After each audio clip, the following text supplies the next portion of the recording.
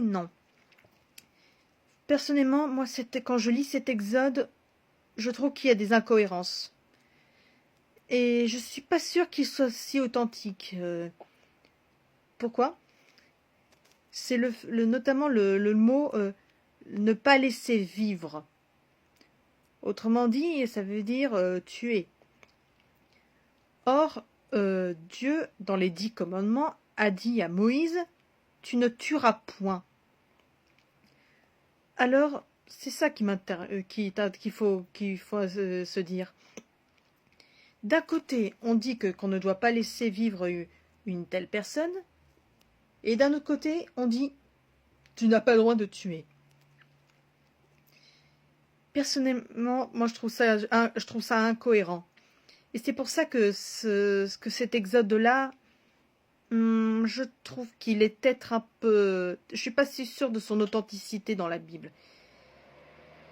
À vrai dire, pour être honnête, ça ne m'étonnerait pas que si ça venait à être révélé, que cet exode a été en réalité imaginé, mal interprété, était en fait une réinterprétation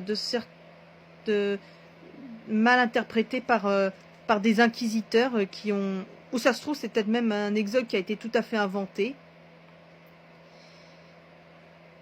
Et parce qu'à vrai dire, ça fait un bout de temps que je trouve qu'il y a des incohérences et des incompréhensions dans les principes religieux.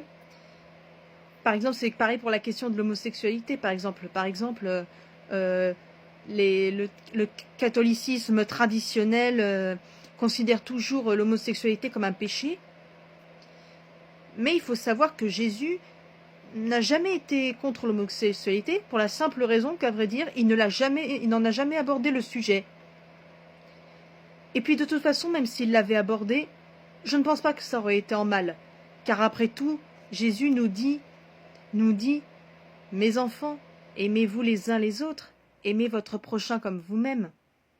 Et quand il parle de prochain, il ne précise pas si notre prochain sera un homme, il ne précise pas le genre, l'ethnie de notre prochain en fait.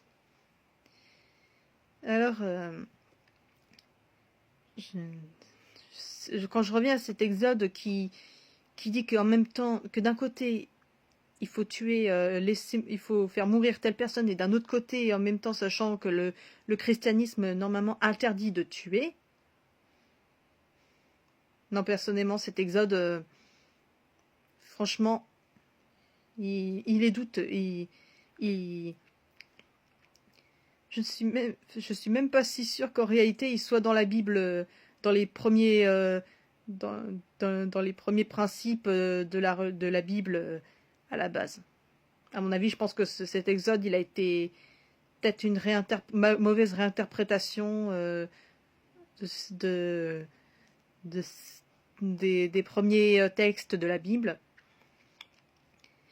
Et franchement, ça m'étonnerait pas que cet exode ait été réécrit de façon à justifier leurs agissements lors des chasses aux sorcières. Après, je ne sais pas si vous êtes d'accord avec moi, mais moi, c'est ce que je pense en tout cas.